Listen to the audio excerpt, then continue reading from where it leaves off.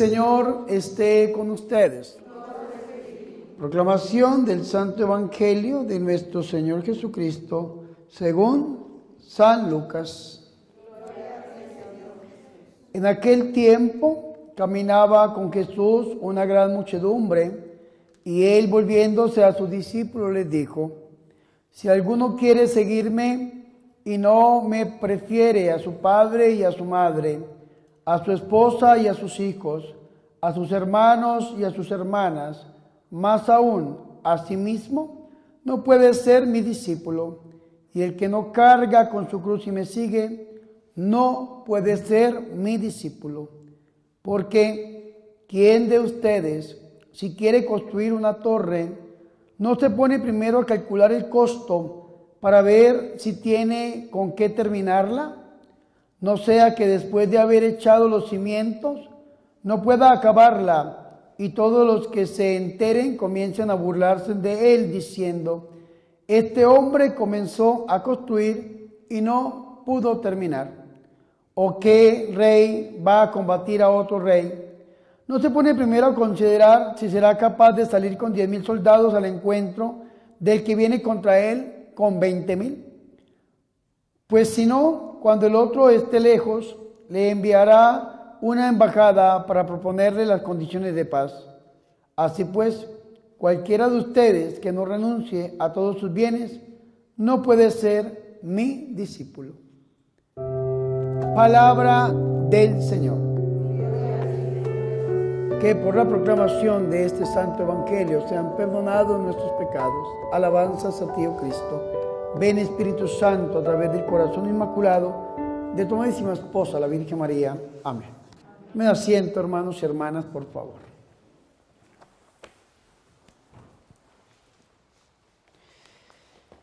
Nos hemos reunido en este lugar y en torno a este altar para poder celebrar esta Santa Eucaristía y para pedirle al Señor también por ustedes. Antes de la misa compartimos una oración muy bonita, muy fuerte, muy profunda, y el Señor ya inició la liberación en algunos. Me ponía el Señor en el corazón 17 personas, y las 17 contaditas estaban en liberación. 6 personas enfermas, enfermedades terribles. Mirábamos la gloria del Señor. Dios es muy fiel, Dios es fiel. Ahora el Señor en la misa nos va a decir a nosotros, desde el Evangelio de San Lucas, en el capítulo 14, versículo 25 hasta el 33, algo muy profundo que lo vamos nosotros a meditar en este momento. Y lo vamos a unir con el ministerio de sanación y de liberación. Vea, primero que todo, el Señor nos habla en 4 momentos, ¿no? En el primer momento, el Señor nos habla de ser discípulo. ¿De ser qué? Discípulo, de seguidores del Señor, de aquellos que van por el camino que es nuestro Señor Jesucristo. Y vea lo que dice: en aquel tiempo caminaba Jesús con una gran muchedumbre, y él, volviéndose a sus discípulos, les dijo. Vea qué interesante esto. A Jesús siempre lo siguen estas 2 clases de personas. Digan conmigo: la muchedumbre y los discípulos. A ver, ustedes digan la muchedumbre y ustedes digan los discípulos. A ver, les están ganando por este lado. Bueno, vean, no ganaron ellos, pero supimos quién grita, ¿cierto? Ahí en el vas. Vea qué interesante, la muchedumbre y los discípulos. ¿Qué busca la muchedumbre? La muchedumbre busca los milagros del Señor. ¿Y qué buscan los discípulos? Los discípulos buscan al Señor de los milagros. Si usted busca los milagros del Señor, cuando Dios obra un milagro en usted lo abandona. Si usted busca solamente la obra del Señor y obtiene este beneficio de parte del Señor, ya no lo vuelve a buscar. Yo estoy compartiendo con una familia que son carismáticos de Hueso Colorado, desde los inicios de la renovación. Y estábamos hablando ayer sobre la renovación carismática y hablábamos sobre el seminario de vida en el Espíritu, que se ha perdido mucho en las diócesis y en las parroquias. Y lo primero que nos enseña a nosotros en el seminario de vida en el Espíritu es un tema muy bonito que es el amor de Dios. Y cuando uno vive ese seminario y uno necesita descubrir el verdadero rostro de Dios, primero le enseñan cuáles son los falsos rostros de Dios. Y nosotros estamos llenos de falsos rostros de Dios. Desde niños nos ponen falsos rostros de Dios. No se porte mal porque Dios lo castiga. Un Dios castigador. Y cada vez que tenemos un problema, Dios, ¿por qué me castigaste? Ya no creo en Dios porque Dios es un Dios castigador. Falso rostro de Dios. Y tenemos falsos rostros de Dios. Muchas veces nos quedamos con el Dios médico. Estamos enfermos y lo buscamos solamente para que nos sane. A veces nos quedamos con el Dios exorcista. Estamos pasando por un problema espiritual y solamente lo buscamos para que nos libere. Nos quedamos con el Dios administrador, el Dios económico. Tenemos un problema económico y entonces le pedimos al Señor que nos prospere. Y así vamos teniendo falsos rostros de Dios. Hay un falso rostro de Dios que se llama el Dios bombero. El Dios bombero. ¿Y cuál es ese Dios bombero? Cuando se le incendia a usted su vida, busca a Dios para que le apague el incendio. Pero es como si este lugar, Dios cubra este lugar, nunca se incendie porque aquí trabajan con papel. Pero si este lugar se encendiera, esta imprenta Moncada Ballesteros se encendiera y entonces vienen los bomberos, entran aquí y con el agua apagan el incendio y el bombero se queda aquí 8 días durmiendo y comiendo. ¿Usted qué le dice al bombero? Oiga, ¿y usted qué? Ya hizo su trabajo. Váyase. Ese es el falso rostro de Dios, el Dios bombero. Tiene un problema, una dificultad, se le está incendiando su vida, entonces buscamos a Dios solamente para eso. Y algunos dirán, Padre, ¿y qué malo tiene buscar a Dios para una sanación, una liberación, un milagro, un prodigio, un portento? Porque si usted lo busca solamente para eso, cuando reciba usted el favor de parte de Dios, lo va a abandonar.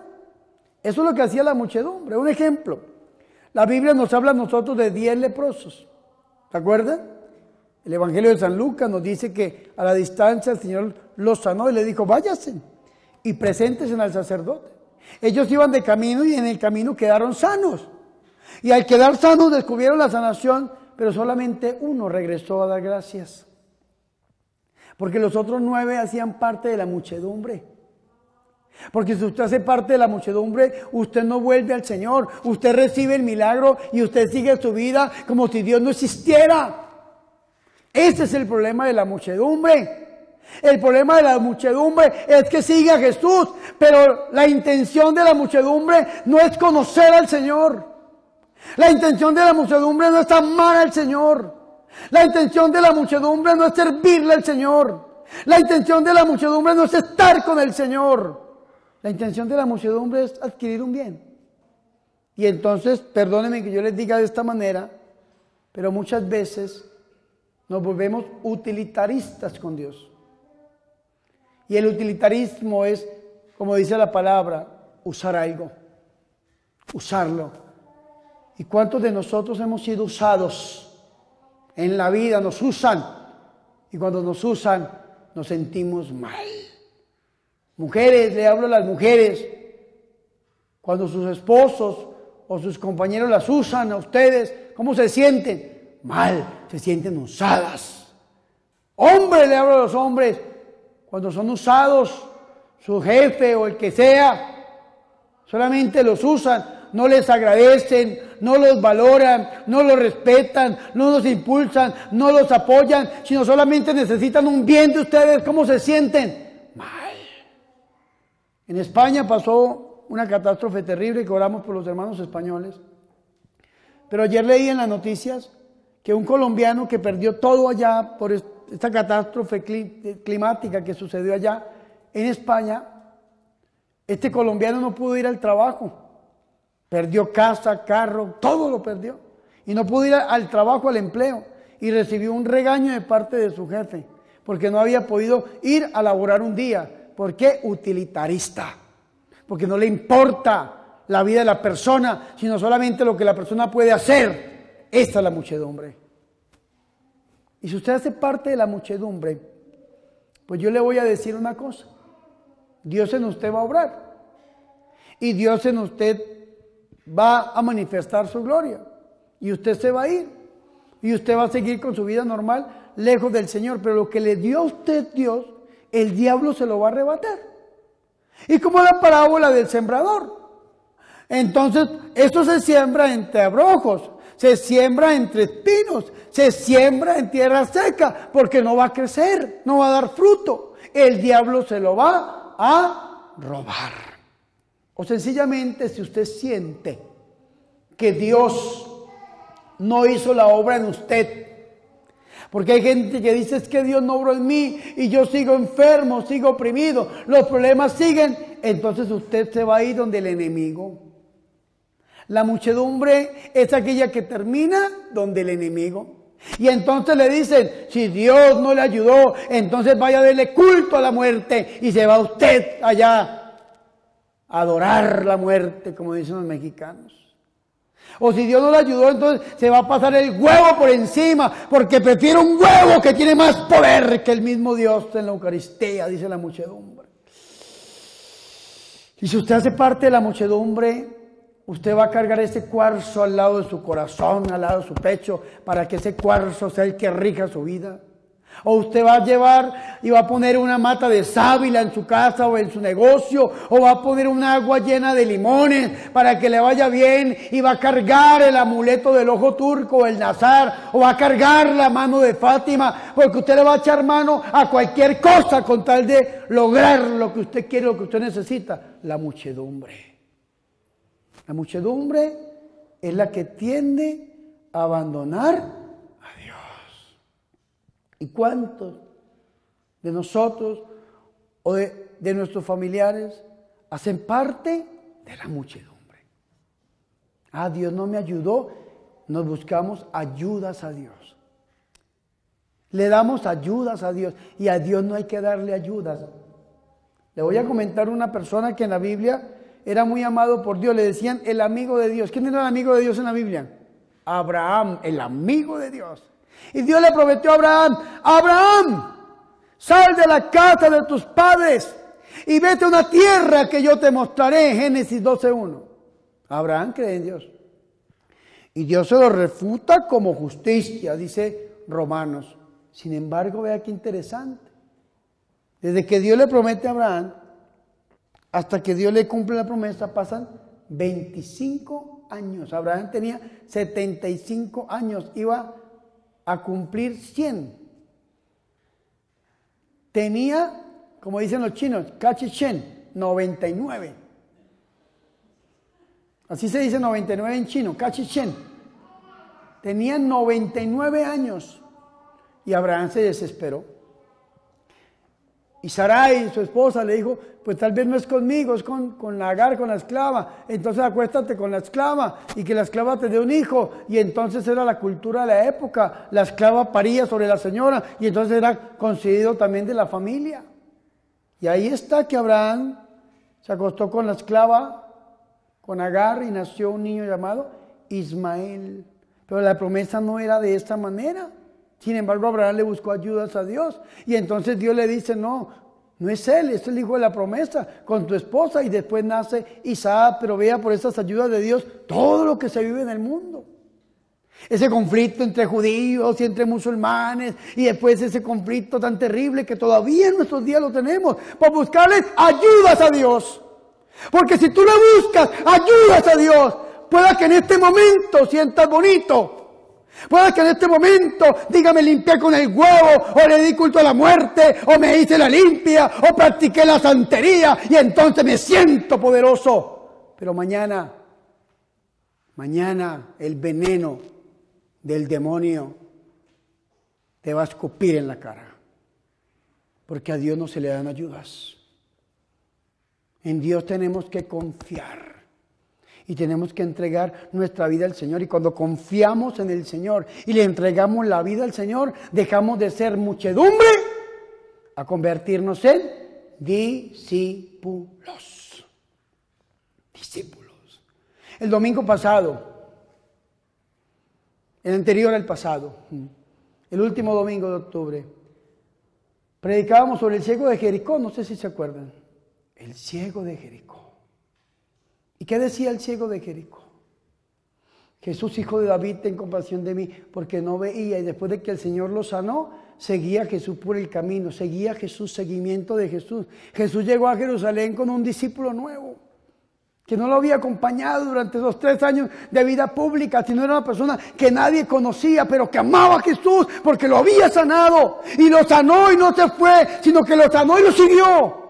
Esto es lo que nosotros tenemos que hacer. Bartimeo era de la multitud. Bartimeo era de la muchedumbre y había dejado pasar al Señor y se había ido el Señor sin él y había entrado a Jericó y había sanado enfermos y había sanado oprimidos y había hecho milagros. Y ahí estaba en la orilla del camino, muchedumbre.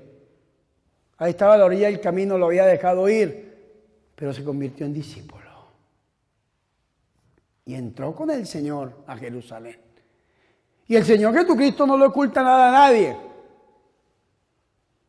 La antífona que leímos hoy en esta Santa Eucaristía, que dice la antífona de Primera de Pedro, capítulo 4, versículo 14, dichosos ustedes si los injurian por ser cristianos, porque el Espíritu Santo, el Espíritu de Dios, descansa sobre ustedes. Se hizo cristiano, seguidor de Cristo, y entró a Jerusalén. ¿Y a qué iba el Señor a Jerusalén? ¿A qué iba? El Señor iba a Jerusalén para entregar su vida por amor a usted y por amor a mí. El Señor iba a Jerusalén para ser crucificado. Y ahí estaba el seguidor del Señor, Bartimeo, el hijo de Timeo, que había sido ciego y ahora era sano, veía. Que había estado en la multitud, pero ahorita era de los seguidores del Señor, de los discípulos del Señor. ¿Y el Señor para qué convierte a una persona en discípulo? ¿Para qué? ¿Ustedes se acuerdan de San Marcos en el capítulo 3? Cuando el Señor sube al monte y empieza a orar y dura toda la noche en oración, y después baja y el Señor reúne la multitud de sus discípulos, pero de esa multitud de discípulos el Señor se escoge 12 apóstoles. ¿Se acuerdan de ese texto o no? ¿Y qué dice San Marcos 3:14?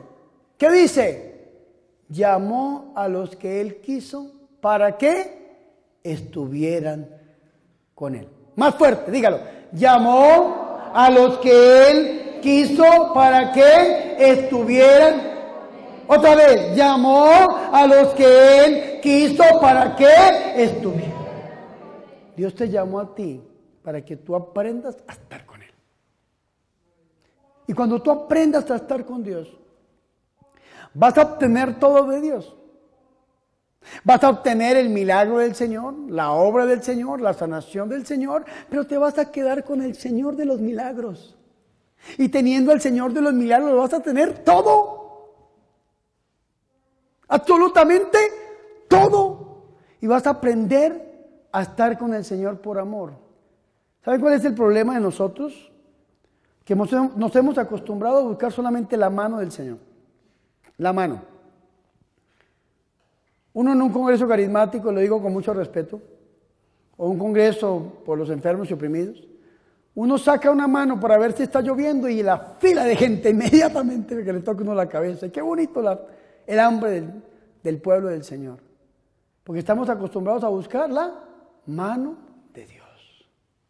Escúchenme. Moisés en el Antiguo Testamento. Dice la Biblia en el libro del Éxodo que hablaba con Dios cara a cara, boca a boca, como un amigo habla con su amigo. Escúcheme. Segunda de Crónicas 7:14 dice, si mi pueblo sobre el cual se invoca mi nombre, la Iglesia Católica en el bautismo invoca el nombre de Dios, de la Santísima Trinidad. Si mi pueblo sobre el cual se invoca mi nombre se humilla, orando y buscando mi rostro. Repítalo, se humilla, orando y buscando mi rostro. ¿Qué tenemos que hacer nosotros? ¿Buscar qué? el rostro del Señor.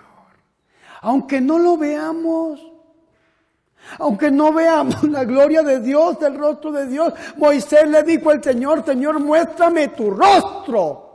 ¿Y qué le respondió el Señor? Mi rostro no lo verás, verás mi espalda. Verás mi espalda. ¿Qué significa esto? Que cuando tú buscas el rostro de Dios, tal vez no veas la gloria de Dios, no veas la protección del Señor, no veas la sanación del Señor ahí en este momento. Pero cuando las cosas pasen, tú vas a decir, aquí estuvo Dios, conmigo. Conmigo. Verás mi espalda, le dice Dios a Moisés. ¿Y cuántos de nosotros, mis hermanos y mis hermanas, en un primer momento no le damos la gloria a Dios? Porque hacemos parte de la muchedumbre. Pero después de que descubrimos la gloria del Señor, ¿qué decimos? ¡Ah! Dios me salvó de esto, Dios me liberó de esto, Dios hizo esto, fue Dios el que estuvo aquí. La espalda de Dios. ¿Ya qué bonito esto? Algunos pastores evangélicos dicen que Dios le dio la espalda a Moisés. No, era en el paso de Dios, en el acontecimiento divino, que descubre la gloria del Señor después de que Dios hace la obra. Y ese es el discípulo. El discípulo es el que está con Dios, aunque no vea su gloria, aunque no sienta su presencia. El discípulo es el que está con Dios, aunque el cuerpo sufra de alguna enfermedad, aunque el demonio está atacando su vida, aunque venga el problema de dificultad, el discípulo está ahí como roca firme, que no se mueve ni para la derecha ni para la izquierda. Y ve que hay 1000 a su derecha, 10,000 a su izquierda, pero sabe que a él no llegará. Como dice el Salmo 91, ese es el discípulo. El que busca el rostro del Señor. Dice Hebreos, puesto los ojos en Jesús. El discípulo es el que tiene los ojos puestos en Jesús, porque si tú quitas los ojos de Jesús y los pones en otra cosa, persona, hechos, acontecimientos, ¿qué va a pasar? Lo que le pasó a San Pedro. San Mateo en el capítulo 14, versículo 22 en adelante nos habla a nosotros de que el Señor Jesucristo iba caminando sobre las aguas y Pedro le dijo al Señor, Señor, si eres tú, manda a caminar sobre las aguas. Y le dijo, ven. Y Pedro empezó a caminar sobre las aguas. El mar simboliza el mal, el diablo, el mal, el diablo y el mal. Líbranos de todos los males, Señor, dice el misal romano. Y vea qué interesante esto. Dice que Pedro vio la fuerza del viento, la rudeza de la tempestad, y empezó a hundirse. Claro, cuando tú quitas los ojos de Jesús, te hundes. Cuando tú quitas los ojos del Señor, te vas, pierdes. Tus ojos tienen que estar puestos en el Señor, hablar con Dios cara a cara, boca a boca, como un amigo habla con su amigo. Ese es el discípulo. Ese es el discípulo. Porque si no, escúcheme muy bien esto, nos vamos a alejar del Señor. Ahora el Señor que nos dice, si alguno quiere seguirme y no me prefiere a su padre o a su madre, a su esposa o a sus hijos, a sus hermanos o sus hermanas, más aún, si no se prefiere, más aún a sí mismo, no puede ser mi discípulo. El que no carga su cruz y me sigue, no puede ser mi discípulo. Padre, ¿qué significa esto? Que usted no puede poner nada por encima de Dios. Si usted se va a decidir servir al Señor, si usted va a decidir amar al Señor, usted no puede poner nada por encima de Dios. Todo lo que usted ponga por encima de Dios, dice la Biblia en el Antiguo Testamento, que Dios es celoso y lo tumba. Todo lo que usted ponga por encima de Dios, Dios se lo va a quitar.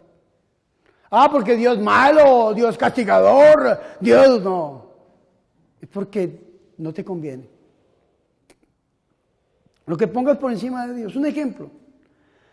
Una persona adinerada, rica, enamorada del dinero, porque no todos los ricos están enamorados del dinero. Yo conozco gente muy millonaria, con mucho poder económico y no aman el dinero, sino aman es a Dios. Y tienen más dinero que cualquier persona quisiera tener en la vida y aman más a Dios y son más santos que nosotros juntos en este lugar. Pero una persona que esté enamorada del dinero, que tenga dinero y se enamore del dinero y ponga el dinero por encima de Dios, el día que se convierta a Dios, Dios lo primero que le tumba es el dinero. Porque tiene que darle a Dios el primer lugar. Y el día que le da a Dios el primer lugar en su vida, Dios hace que se le devuelva hasta 100 veces más lo que había perdido. ¿Qué estamos poniendo por encima de Dios?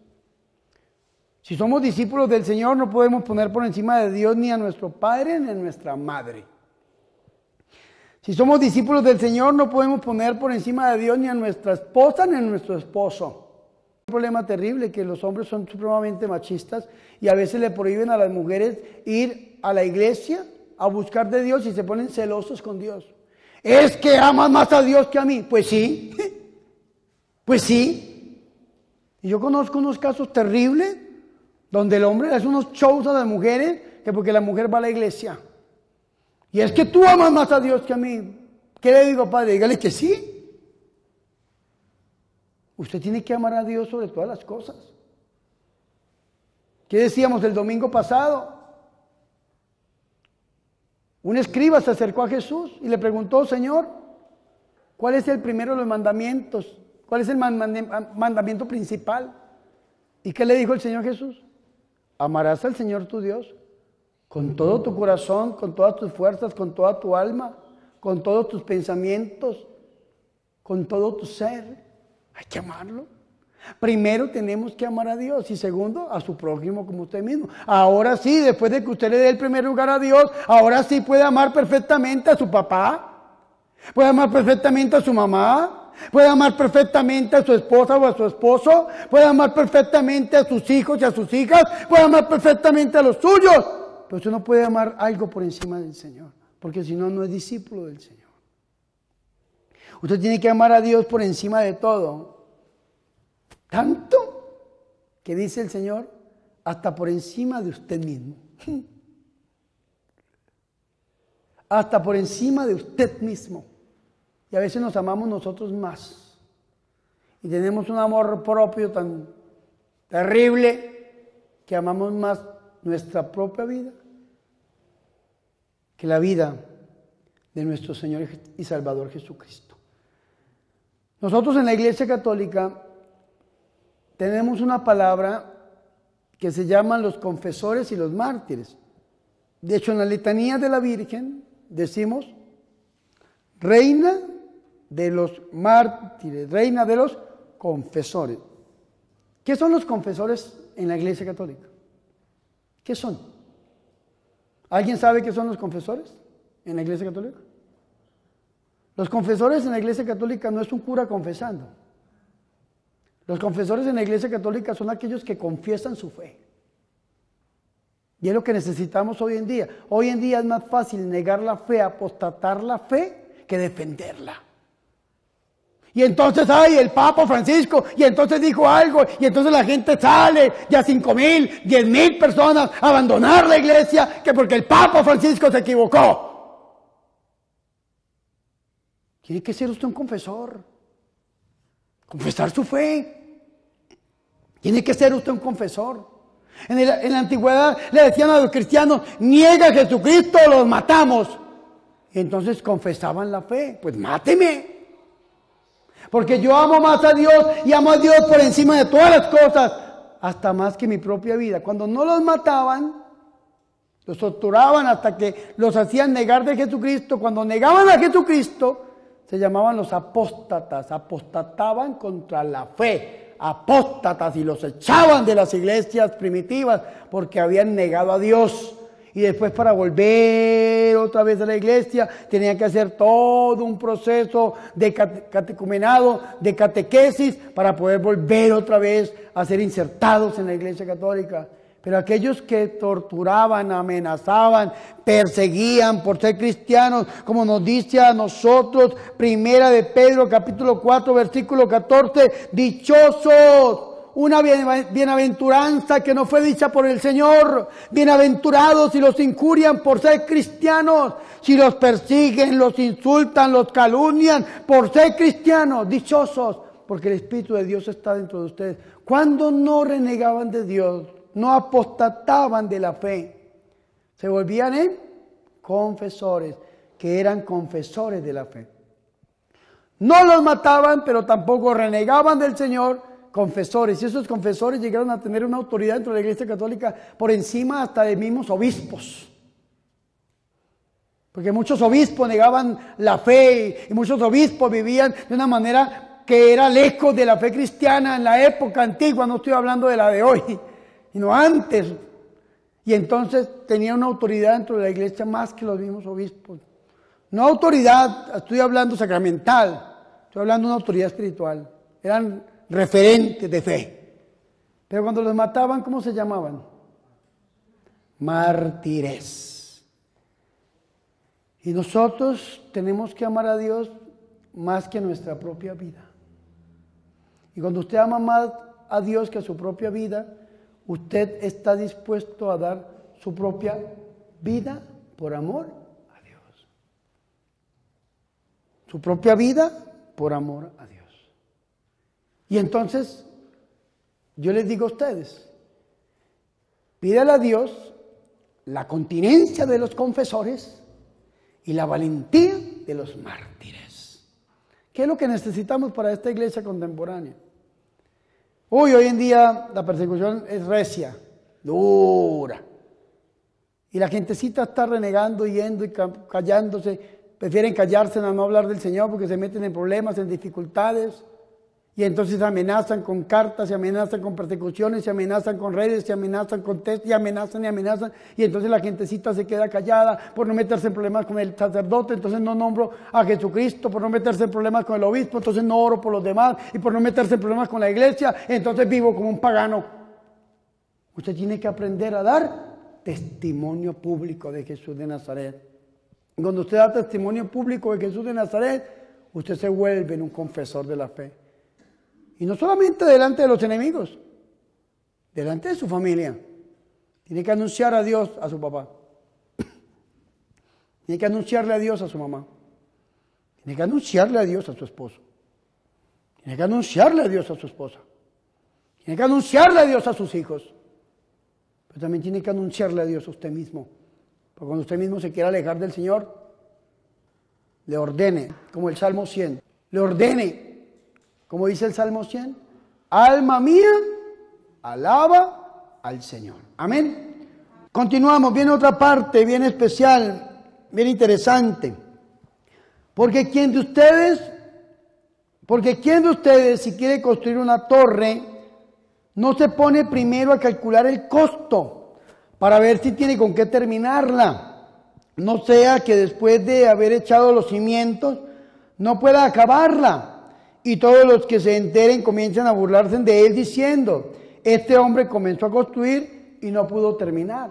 Y la tercera parte va por el mismo sentido. ¿O qué rey va a combatir a otro rey? Y no se pone primero a considerar si será capaz de salir con 10,000 al encuentro del que viene contra él con 20,000. Porque si no, cuando el otro esté aún lejos, le enviará una embajada para proponerle las condiciones de paz. ¿Qué es lo que nos está diciendo el Señor? Entro al ministerio de sanación y liberación. Si usted va a construir, un ejemplo, esta empresa, es una imprenta, una librería católica, una imprenta católica. Tocó sentarse uno a estipular una serie de números para ver hasta dónde podía uno estirarse y poder construir una empresa. Hemos llegado ya a una etapa donde decimos, si esta empresa no da los resultados de aquí a diciembre, sencillamente hacemos un alto en el camino porque tenemos que calcular y no nos podemos llegar hasta limitar en nuestros gastos porque es un tema ilógico. Entonces, si no da esto, no da este proyecto, sencillamente acabamos. Usted tiene que llegar a pensar en eso o una pelea. Si usted sabe que un hombre le va a pegar a usted y le va a ganar, pues no se meta ahí porque va a perder. Eso está diciendo el Señor. Hablemos en la parte espiritual. Padre, estoy enfermo, soy discípulo del Señor y estoy oprimido, el diablo me está atacando. Pues mida su fuerza. ¿Cómo está usted en la fortaleza espiritual? Le voy a hacer una pregunta, ¿usted va a pelear contra el demonio? ¿Ya se confesó? No, Padre. ¿Ya fue a misa? No, Padre. ¿Ya rezó el rosario? No, padre. ¿Ya leyó la Biblia? No, padre. ¿Ya hizo ayuno? No, padre. ¿Ya fue a misa? No, padre. Entonces vaya, ¿y qué le va a pasar? Dicen en Colombia, tuki tuki lulú. El diablo le va a ganar. El diablo le va a ganar. Porque usted no se presupuestó en esta lucha contra el demonio.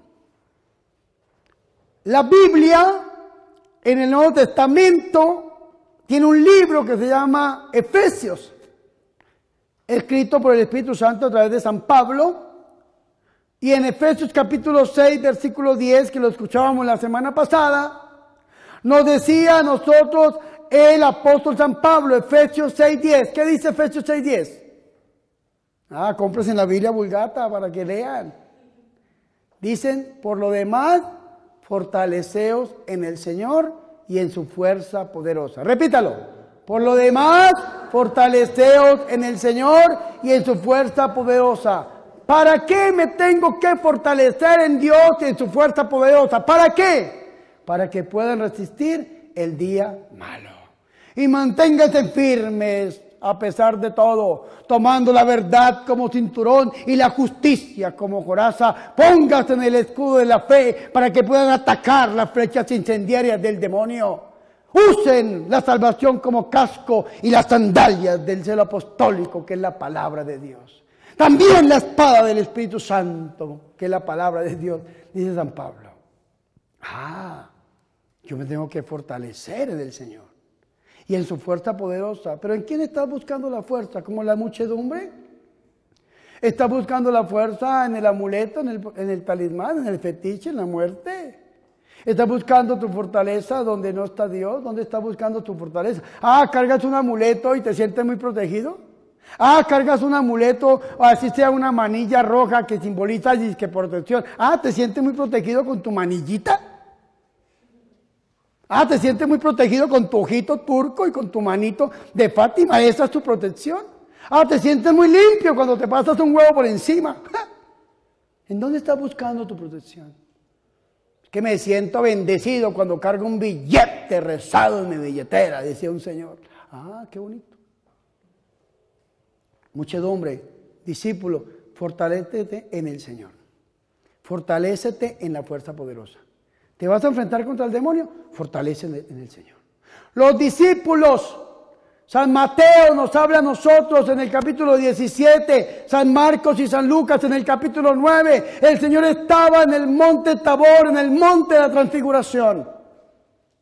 Y allí se transfiguró y mostró su gloria. Y los discípulos lo vieron cara a cara, boca a boca, así como Moisés en el Antiguo Testamento. Y llegó Moisés y empezó a hablar con Dios. Y llegó Elías y hablaba con Dios. Y los apóstoles Pedro, Santiago y Juan estaban supremamente emocionados. Tanto que Pedro quería que nunca esa experiencia se acabara, que nunca se terminara. Y se olvidó de todo y le dijo, Señor, hagamos 3 chozas. Una para ti, otra para Moisés, otra para Elías. Se olvidó de él, de Santiago, de San Juan, se olvidó de los que estaban abajo, se olvidó de todos, porque estaba con Dios. Pero sin embargo el Señor después baja con ellos. Y allá había un caso de un exorcismo. Un exorcismo fallido de los apóstoles. Un padre trae a su hijo que está malamente endemoniado y está atacado por un demonio de epilepsia. Los enemigos del Evangelio dicen, no, es que el demonio no existe, sino que las enfermedades internas que eran desconocidas para la época, por la ciencia médica de la época, eran referidas a los demonios. Pero las enfermedades externas, que sí se conocía su causa, eran entonces enfermedades. Entonces, como la epilepsia era una enfermedad que no se conocía su origen, entonces se lo atribuían a un demonio. Eso están diciendo y están negando la fe. Y hay idiotas útiles, teólogos, que están repitiendo la misma basura en los altares católicos, diciendo que el diablo no existe, diciendo que es un invento medieval de la Iglesia Católica. Idiotas útiles, idiotas del diablo, que están haciendo la obra del demonio. Porque cuando niegan esta existencia del demonio, niegan la propia encarnación de Dios, porque el Hijo de Dios se encarnó para deshacer las obras del diablo. Y si el diablo no existe, entonces ¿para qué vino? ¿Me hago entender o no? Y bajó el Señor, ahí estaba el demonio, epiléptico. ¿Qué está pasando aquí? El padre le explicó. Este hijo mío lo pasan por el fuego, el demonio por el agua lo quiere matar. Se lo he traído a tus discípulos y no lo han podido ayudar. Ay, Dios. ¿Saben por qué no lo pudieron ayudar? ¿Saben por qué? Mira al hermano que tiene al lado, míralo a la cara, a los ojos. ¿Tiene cara de perro viejo o no? ¿No? ¿Sí o no? Ahora mírenme de aquí que tengo cara de ángel. ¿Saben por qué no lo pudieron ayudar? Porque no estaban fortalecidos en el Señor. Fortalezcas en el Señor y en la fuerza poderosa, para que puedan vencer las sencillas del demonio. No estaban fortalecidos en el Señor. Y por eso le preguntaron internamente, Señor, ¿por qué no pudimos expulsar este demonio? Y el Señor les dice así, contundentemente, porque hay demonios que solamente se van con la oración y con el ayuno. Es decir, te falta, papá. Tienes muchas ganas, pero te falta. Como dirían por ahí los raperos, tienes el talento, pero te falta mucha práctica. Te falta, te quieres enfrentar contra el demonio, te falta oración. Te quieres enfrentar contra el demonio, te falta ayuno. Te quieres enfrentar contra el demonio, te falta doblar rodillas. Te falta buscar al Señor, te falta fortalecerte en el Señor, te falta, papá. Eso es lo que le dijo el Señor, perdóneme que se lo diga a los colombianos. Parece duro, decimos los colombianos, prepárese. Porque la guerra es guerreando, la pelea es peleando, la batalla es combatiendo. El diablo sabe cuando una persona tiene autoridad, y tiene que ir en el nombre del Señor y Salvador Jesucristo. Pero la autoridad te la da la intimidad, esto es lo que te quiero decir. La autoridad te da la intimidad y te quieres enfrentar contra un enemigo peor que el tuyo. Un enemigo peor que tú, un enemigo que está por encima que tú, pues tienes que fortalecerte en el Señor. Para que lo puedas vencer, o si no, quédate quieto. Eso está diciendo el Señor. Si no te presupuestas para construir tu casa y vas a gastar más de lo que tienes, quédate quieto. Se van a reír de ti. Unas personas que no se fortalecieron en el Señor, Hechos de los Apóstoles, capítulo 19, versículo 13. Unos judíos exorcistas, hijos de un tal Seba, habían escuchado que Pablo había dicho a un demonio en el nombre de Jesús de Nazaret, suéltale, el demonio había soltado. Esa persona y estos judíos se fueron a hacer un exorcismo. ¿Y qué le decían los judíos al demonio? En el nombre de Jesús que predica Pablo. ¿Y qué le dijo el diablo? Yo a Jesús lo conozco, claro. ¿Qué vienes a hacer aquí, Jesús, hijo de Dios? Sé quién eres, el santo de Dios. Claro, el diablo sabe quién es Jesús. A Jesús lo conozco. A Pablo también. Porque cuando tú te comprometes con el Señor, tu nombre está escrito en el libro de la vida, pero también está conocido en el infierno, y el demonio tiene que temblar delante de un ungido del Señor, de un discípulo del Señor. A Jesús lo conozco, a Pablo también. Pero ustedes, ¿quiénes son? ¿Quién eres? Dice la Biblia que les dio una paliza, les quitó la ropa, los amarró y los botó a la calle. Porque no estaban fortalecidos en el Señor para pelear con el enemigo. El discípulo del Señor es el que está fortalecido en el Señor. El discípulo del Señor es el que está en ayuno, en oración, en gracia de Dios. El discípulo del Señor es el que sabe que la guerra es peleando y la batalla es combatiendo. Y entonces puede llegar a vencer al demonio. Por esa razón dice que después, con la sombra de Pedro, Hechos 5:15, los enfermos se sanaban. Y con los pañuelos que enviaba Pablo, los oprimidos se liberaban. Solamente con los pañuelos de Pablo. La enfermedad desaparecía.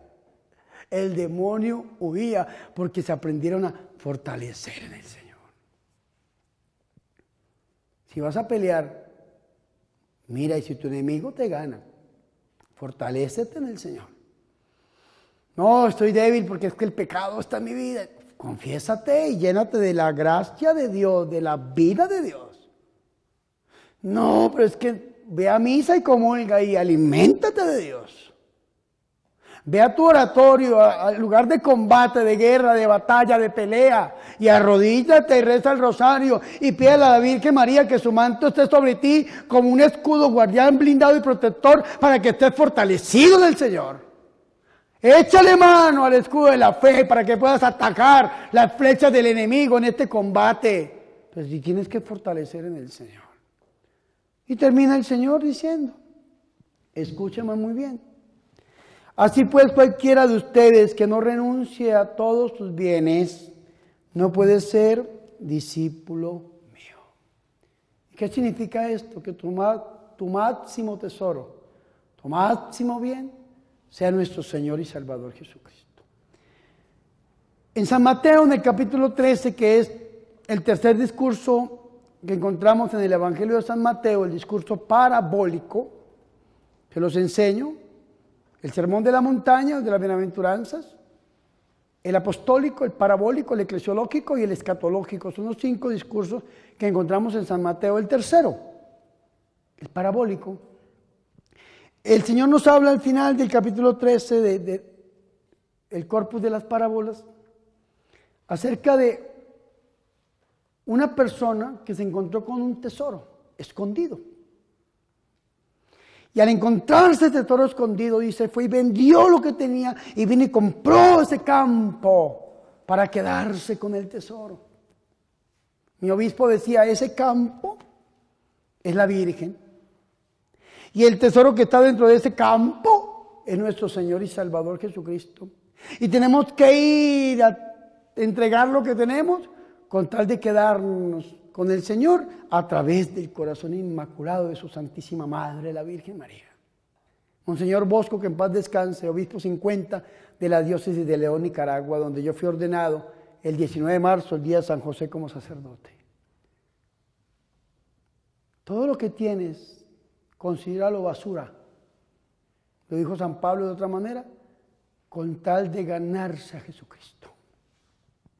Todo. No pon nada por encima de Dios. Y si Dios te da un bien de riqueza, porque tampoco el Señor nos está mandando aquí a que vivamos en la miseria de ninguna manera, pero no pongas nada por encima de Dios. Y todo lo que tú pongas por encima de Dios, Dios te lo va a tumbar. Sin embargo, si Dios te da algún día una bendición, algún bien de riqueza, te da algo, no lo pongas por encima de Dios, sino ponlo al servicio de Dios en los demás. Y ese día tú vas a ser verdadero discípulo del Señor. Si ustedes no renuncian a sus bienes, dice el Señor, no pueden llegar a ser mis discípulos. Se lo repito, entreguen lo que tienen con tal de ganarse el Señor Jesús. Pero ese entreguen lo que tienen no es como el pastor evangélico que va a decir, dé todo lo que tenga en su bolsillo para el reino. No. Entreguen lo que tiene es que usted no ponga nada por encima de Dios y lo que Dios le dé, póngalo al servicio del Señor. Y ese día usted va a ser discípulo del Señor. Y hágalo a través del corazón inmaculado de la Santísima y de la Purísima Virgen María. Gloria al Padre y al Hijo y al Espíritu Santo. Ave María Purísima. Fuertes aplausos al Señor Jesús.